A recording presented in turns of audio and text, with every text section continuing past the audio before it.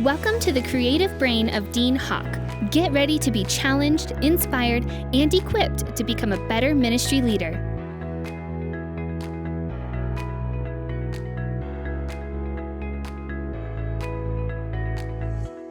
Hey, welcome back to the Dean Hawk Leadership Podcast. My name is Dean, and thanks for listening in this month. I hope that you're having a wonderful start to your new 2020 year.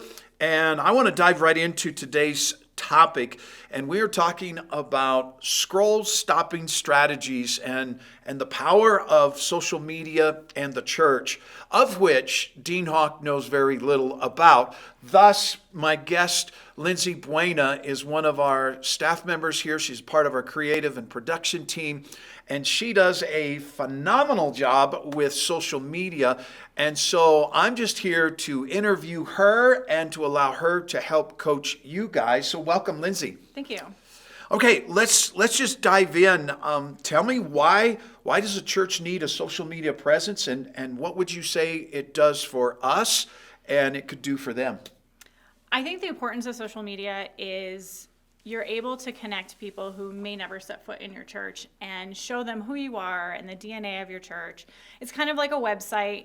When someone's coming to your church or wanting to check out your church, they're going to look at your website and see your core values and what you stand for. And by looking at social media, you can see events that happen and just the people that are involved in your church and things like that. Sermons, we constantly have like sermon clips and notes from Sunday that people can see the content, and whether you're a Bible-based church or whatever you specifically tend to have. So in essence, Jesus called us to be fishers of men. Mm-hmm.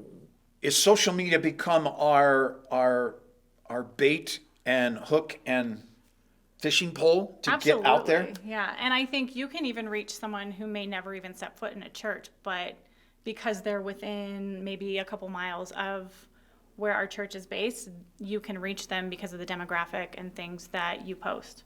Okay, so let's even just dive there, because that's been an intriguing piece to me in learning.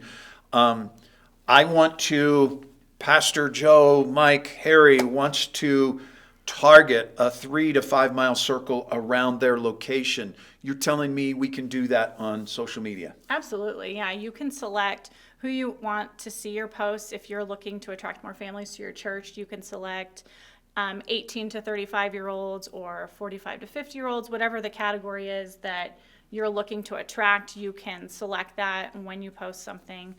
And especially with events are a really great way to draw people in. Okay. And attract people within your community. All right, so give me the ultimate goal of social media as to the why. What's your hope? What's your goal as far as getting into the culture? Where do you look at that? My goal essentially is to reach people within our community and beyond. And I think a lot of times on a Sunday, you'll say something and jot it down in notes and be like, oh, that was really good. But then you don't think about it the rest of the week. And so my goal in social media is to be something that you see either on your lunch break or first thing when you wake up in the morning and remind you of that really good chunk that came out of that sermon, and just to kind of encourage your faith throughout the week. So then essentially we could say this: we're using social media to connect with our church family and use it as a teaching tool, as a reminder. Or I know this has happened a lot of times, is someone has missed a Sunday and they'll see a quote, they'll see a video clip, or they'll see our live stream from Facebook, and they'll end up watching it, and they had no intention of doing that. Absolutely. And then secondly, it would be connecting with our community, connecting with people beyond. And now, am I correct that I can also, we can also target those that like our Facebook page, those that, and we can target them and their friends with like a media post. Talk to me about how do I, versus it just being happen circumstance, how do we get in someone's news feed? So typically you want to boost a post. So if, let's say we're going to have an Easter egg hunt and we want to hit the people within 3 miles of our church. So you're going to go in, you're going to set up all the details of that. You'll put some money behind it, whether it's $10, $200. It just depends on what your budget is for that. And then you can select the demographic of kids or people, and then it will show up in people's feeds. So however much money you put behind that, it will show up in a scroll. And if you chose, let's say, certain zip codes, Okay. then those people within that zip code will see your post. Now, here's what blows me away, because I have the mentality of bigger, better, badder is always the way to go. And you guys have had to retrain me. I'm like, hey, how much do you need 500 for this? How much do you need to advertise this? And you're coming back with, could I have $50? Talk me through that boosting and budget, because I think sometimes maybe other pastors are like me and thinking it's a lot of money. But when we look back to 2019 and our advertising dollars, you were sharing some things with me before we launched this. Talk me through some of that, of just what we've spent and the results we're seeing. Okay. I was just looking at our Christmas posts. So we had put $300 behind our Christmas event with all the times and information. And we had 6,000 people were reached based on that post alone. And wait, what does reach mean? Meaning they saw it. It was Okay. in their feed. They saw it somewhere. Okay. And then we had 120 people react to it, which means they commented, they liked it, they said they were coming. We had 108 people click on the link to our website to get more information about Wow. our church. And then we had 20 people share it on their own personal Facebook pages. So, Okay. And that was for $300. yeah. Compared to what you shared with me, what's the results of like a direct mail marketing? We don't know the budget for that, but what's the results of direct mail? I was looking at a business post and they were saying that out of 100 mailers, 4 people will keep those mailers and 2 people will actually follow through. So either maybe attend or make a phone call or check out a website. Right. And we're seeing over 100 do that Yeah. for $300. And I'm going to tell you, Yeah. if you're having to mail, print, market, mail, distribute, all that bulk mail, you're spending a lot of money there. So to me, it's a great tool. Now, here's a question I want to know. I think my generation is kind of, we're getting stuck in the Facebook world or maybe Twitter world, but Instagram is kind of the place for the younger. What's more popular, and what would you recommend people, do they do all three? What would you recommend, and what do you see as most popular? Well, for us, we do Instagram and Facebook. Facebook is popular with 35 and up generation. I just read a statistic that they spend more than 6 hours a week on Facebook. Wow. The younger generation, so 18 probably to 30-ish, are more on Instagram.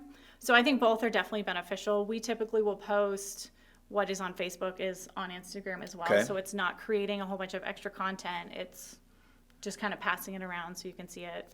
Okay, so I like to keep it practical. Can I, if I make one post, post both, or do I have to work both accounts? No, you can post both. Facebook has the tools where you can post something on Facebook to Instagram through the same thing, and then Instagram does the same thing as well. So if you post it on Instagram, you can share it via Facebook. Okay. What are some do's and don'ts? Give me those top 3-4 things that you would say, never do this, be sure you do that. What would be some do's and don'ts in this whole social media process? So for us, we get a ton of activity whenever we post photos. So if we have an event, or even just on a Sunday, I'll go around and take pictures of things that are happening, people greeting, kids in class, and we get tons of people responding to that. I would say we have less activity on videos. And I just listened to a podcast last night, and they were saying videos are out in 2020. Okay. And photos are in. There you go. So, fresh off the press. Videos are done. Yeah, supposedly. So that we get less content, I think, because people have to have their volume on to hear, or they have to have the subtitles up to read it. And if it's beyond a certain time frame, they're not wanting to stay. So they'll flick through it. In other words, they're scrolling fast. Yeah. And if it's something that's eye-catching, now you do something that's cool, and you have a source that you're grabbing some graphics and maybe putting our stuff on. Talk to me through that, because you've always got something popping up graphic-wise, photo-wise. Yeah, there's a lot of different tools out there. So you can pay a monthly fee. Some of them are like $9 a month. Some of them go up to $200 or $300. But There's content that's already available for you, and a lot of them have the Photoshop file, so if you don't like it, you can switch it out. But for example, like on a Sunday night, I'll sit down with the sermon notes and the sermon, and I'll go through what I kind of want to pick and choose. Okay. And if there's a Bible verse that you used, I'll typically look at these social media outlets and see if they did it first. And if I don't like it, then I'll create my own, but it's a time saver to have It's already those done. tools. Yeah, it's already done, and I can just go ahead and post it. Like, what would that website be? Because people are going to email and go, what's that website? There's Sunday Social does one. There is Pro Tools. Sunday or Social, Pro Church Tools. Pro Church Tools. Okay. Yeah. There's a couple other ones. I know the U version, the Bible app, they have Yep. some, and I don't believe it costs anything. I could be wrong on that. And then, so if I don't find something that I want, then I'll go through and look at, there's like photo sites that photographers will give you free photos, and then I'll just Okay. throw some text on that in Photoshop and things like that. Okay. What are the best and worst times to be posting, whether that's time of day, days of the week? What's the flavor there? So when I first started, I looked at Facebook and their demographics for that. And so morning time and after, or like a late evening, so like around dinner time are the two best times. The worst time to post is around between 2 and 3. And I think that's when people are picking up their kids, they're getting off of work and they're driving and they're not looking at their phones, or they shouldn't be. So once you're consistent with that for about a month, you can go into your own personal Facebook page demographics, and they'll show you. So I know that our people who follow us are most active between 5 and 6 a.m. So I try and Really? Yeah, so I try and That's not schedule me. those. I am not It's there not me between either. 5 and 6 a.m. It's not me either. But I will try and schedule those posts. And that's a great thing, a feature about Facebook, is you can schedule stuff. I don't have to get up at 5 to post something. I can just set a time for that. And I usually try and set it like I'll do like 5:09, and I know that's kind of an odd time, but if you think about it, people will hit snooze, and that's usually a 5 to 8 minute window. Okay. And then they grab their phone and they're looking. So my goal is to be within the first 1 or 2 scrolls or swipes Gotcha. of what you're doing. And so Now, how do I set that up? Is that just part of my feature when I'm making a post? Where is that button at on the time frame? So if you're running a page, it's a Creator Studio, and you'll just select that, and it'll say schedule a post, and you just create Okay. your post and schedule it just like you normally. Well, it's a regular post, and then you just schedule when you want it. How much is too much? Where's that balance of it's another Rock Family Church post and like, Well, so Facebook is now doing something new where if people are not responding to your content, they're going to see it less. So you want to have Oh. quality over quantity, because talk that out. Because if you have something that's engaging, they're going to respond to it. But if it's just something like if you're posting every like 3 hours, people are just going to be skipping through it. And so if they're not responding to your stuff, they're going to quit seeing it. So you want to make sure your content is Wow. worth being viewed. Yeah, that's something, a 2020, that's a new sort of feature that they're Okay. doing, which is But and so it works in the opposite. If you have Yeah. a catching post, it's going to go up in the news feed of people watching that. What do you? Let's say a pastor, a church leader is going to get somebody to lead their social media endeavors. What are some do's and don'ts as far as subjects to avoid? What's your recommendation that you would tell a pastor? Here's what I would tell your social media person to do and not do. So I would say definitely stay away from politics, because that's a heated conversation no matter who you bring it up with. Right. And stay away from your personal opinions, because you could have a topic, and if I don't agree with it, I don't need to be posting that, because it's not my personal Okay. page or opinion. And definitely stick with photos. It's a great thing to do. And church content, events are always a good thing to keep posting, because it creates a community within the people who are following you. Okay. Talk about interactive posts and why those are so important and what you see happening there. And then you mentioned the event thing too. I know you'll post events and it's like, are you coming? Educate us on that. Okay. Well, interactive posts are my favorite. I did, so around Christmas time, I'll just ask a random one. It's like, what's your favorite Christmas song? And it gets people responding who may not typically respond to, do you have a prayer request, or what's your Sure. favorite Bible verse? And so, because it's something you don't have to think about, you're like, oh, I know my favorite Christmas song, and you can just type it in. And what's fun is to see, you'll find other people who like the same song as you. People will share that post, and then you're reaching people who may not comment on a church site ever, but now they're being engaged through something, just a random question. You're engaging them. And I mean, a lot of them, just so you pastors understand, they're not spiritual. It's not a spiritual question. What's your favorite Bible verse? What's your favorite Bible character? It's what's your favorite Christmas song? I mean, Thanksgiving, I think you were doing dessert. Favorite pie. Favorite pie is a different thing. And here's what we're doing is we're engaging people in our community and creating a rapport with them. And I would say I have found standing in our lobby, meeting people that are coming and going and first-time guests, I would say, I don't know what you pastors are seeing, but the average first-time guest, and I can identify them because they have our little guest bag thing. I'm like, hey, you're a first-time guest. That helps. That's a whole nother subject. But I'll say, how long you've been coming to Rock? And most of them will say, today's my first or second Sunday. And they will comment and they'll say, weeks as in plural. We've been watching you for several weeks, up to 3 to 6 months before they choose to come and engage on a personal level at a service. So that's the power of social media. Talk to me about Facebook Live, and we use that on Sunday mornings along with, we have our live stream on our church website. But how do I set that up? Talk to me through that process. So Facebook Live, it's kind of like scheduling posts. There's a time where you can schedule it and go live and stream your services. What's great about that is you can see people comment and they're like, hey, I'm watching from South Dakota, or I'm watching from a military base overseas. And it's really great to be able to see our community come together and who's liking it, and they can comment, they can ask for prayer and things like that. If you have a volunteer who can kind of answer those questions, that's a great tool to have. Okay. I know we're working on that.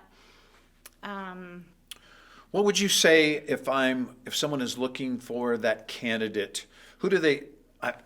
I'm going to think I'm going to look for someone younger in my church than someone older. What would a pastor look for if he's saying, okay, I'd like to ramp our social media presence up? Somebody, doesn't necessarily have to be somebody younger, but somebody who's involved in the church and attends the church on a regular basis, knows a lot about the community and what your church is involved in, because you don't want somebody asking a question, you're like, I don't know that answer. And sure. So it's somebody who's definitely informed in what is going on. If people message all the time and they'll say like, hey, can I still do this? And then that's when I'm like, I'll get back to you as soon as I can find out. And then you can you have a freedom to do that. But when it's live, you need to know those answers. Otherwise, they're just standing there waiting for you. I don't remember what our Facebook page says, but I've seen it recently, and somewhere in a post. One of the things that's huge, though, what you just alluded to, is answering the notifications. What time are your services? Our children, what about children? Those questions come in. And I don't remember our number, but it was pretty high. It gives like a response time. Response rate, yeah, it's less than an hour we have response rate. So, and I always make sure, because I'll get a notification and I always make sure, let me find out, I'll get back to you as soon as possible, because that's a part of your response rate. So if you don't know the answer and you don't tell them that you don't, or you need to go find out, then they're waiting that whole time. So to have an instant response rate is good, and then you can find out more information. That's good. And a lot of times I'll follow up and be like, hey, did you get contacted from so-and-so, or did you get the answer you were looking for? And so that's really important too. So now I'm going to dive in. Lindsay is a full-on mom. Yes. And 2 golden doodles and so forth. So she's not a full-time employee. So if you're like, if we only had a full-time employee. She has other responsibilities outside of the social media. But if we just said, give me a breakdown, like literally, I may have to uncover some things here because like you're responding at weird hours sometimes. But what does your week look like on that social media platform? You talked about Sunday night, you'll program your post. And then the rest of the week, how often are you checking in? Are you receiving notifications so you don't have to check, but you're notified? How does that work in your personal life with family and being a mom and wife and employee? Yeah. Well, I typically will check because I know when I'm scheduling, the times are pretty consistent of when I know stuff is going to go out. So I'll try and check within the hour of when I knew Okay. it was going to be posted just to see if people are commenting. I think it's important to go through and like people's comments, or if they, for example, if I did the interactive post, it's like, what's your favorite Christmas song? And then I'd be like, oh, that's a really good one. Like, I'll comment to make sure that they know that we're interacting too. Okay. And that their comment is valued. And so, and then notifications, I usually just see those when I check my own feed, and I'll just look, and then that's when I respond, and that's usually within the hour of getting it. But evenings is when I do a lot of my interacting, Yep. responding to messages and things like that. And then I sit in the carpool lane and I'm on my phone and, I'm answering questions and things like that. So Okay. it doesn't take up a ton of time. Good. It's just something here and there. Kind of like when you're checking your own personal is when I'm checking Sure. the churches as well. How many posts, I want to go back to where we were before. How many posts, what's your target for our Rock Family Church Facebook page? How many posts are you aiming at per day? So I typically try and do a morning post so we can be the first thing that you see when you wake up. Okay. And then I try and do something around dinner time. Now there's times where we have a lot going on, so we'll have lunchtime posts and things like that. I just listened to a blog now and they're saying you should do a max of 2 to 3 posts a week. And I was like, oh, okay. Wow. So that's not what we do. But I think being a part of a church, it's important because not everyone is going to go to every event, but I think to Sure. encourage people spiritually and to get them plugged into events, there's groups in Facebook that you can become a community within our Okay. church community. And I think it's really important to stay connected. Now, something we've kind of shifted in 19 that I think has helped us is the women had a Facebook page and everyone had all these, and we kind of went, and we talk about that process and what you've seen the effects or impact of that. So really having all these different pages, we were posting the same content on all pages. And so it was like you're just getting it. So when you're scrolling in your feed, it's like, well, there's the women's event and then there's the men's event and then we're showing it on our page. And so you're seeing it multiple times and people are going to start ignoring it. So the important thing is groups is a huge thing. And you can create a group within your Facebook page. So if you have young adults, you have Okay. moms of preschoolers, you have Men of Rock, you have all these different things, and they can communicate to each other within that group. So if you have 20 men and you say, hey, let's go play basketball this weekend, just that group you can post and Okay. just they see it versus the entire church seeing it. Okay, cool. All right, I want to shift off the social media, Facebook, Instagram piece, and something we spent a lot of time in 2019 working on is our Google reviews, Yelp reviews. What other reviews are out there that are those are the two main ones? Those are pretty much the main ones, yeah. And we were working on improving our score because I don't know about you guys, but when Kim and I were out running around one afternoon and it's like, hey, there's nothing at the house to eat. Let's stop and find something. And we're in a part of town and Kim will go restaurants and we're always like, hey, let's try something new. And she's like, ooh, this gets a 3.2. Like she won't go somewhere that's not rated 4 or higher out of a 5 stars.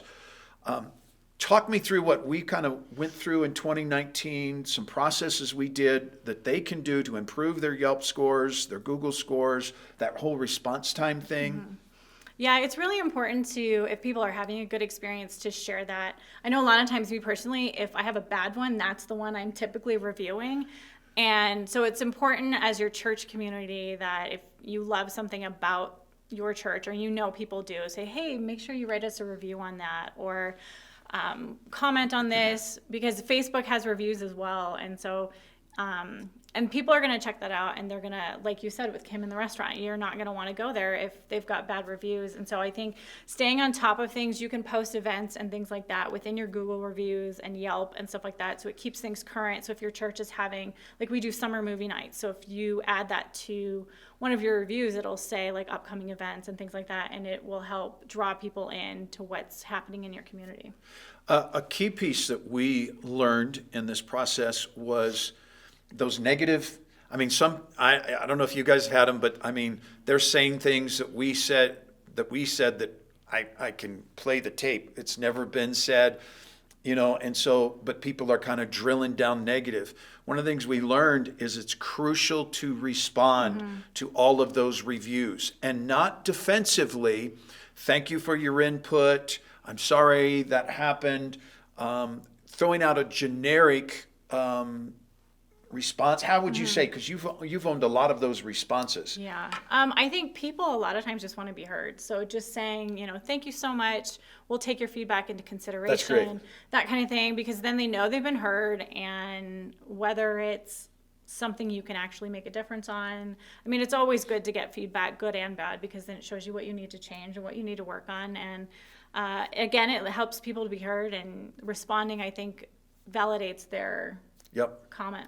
Now, to raise the bar, I actually went to our core members, not on a Sunday, but in emails and in our small groups and different things, and said, hey guys, there's some people written some gnarly things about us, and to move that, I forget, I ran the numbers once, to move it a point from a 4.3 to a 4.6, and the number of, we had over 100 and some reviews.